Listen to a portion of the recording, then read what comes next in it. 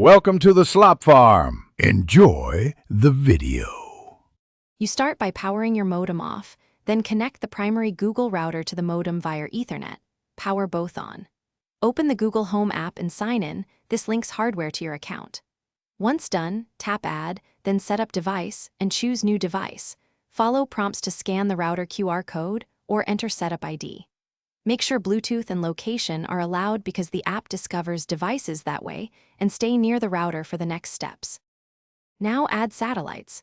Plug each one in, wait for the LED to pulse, and use the Google Home app to add them sequentially.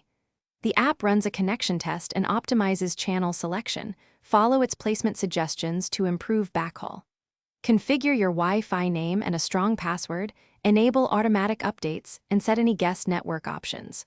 Once a satellite joins, run the mesh speed test in the app to verify performance. If it's slow, move the node. Finish by running a full network test inside the Google Home app to confirm coverage, speeds, and connected devices.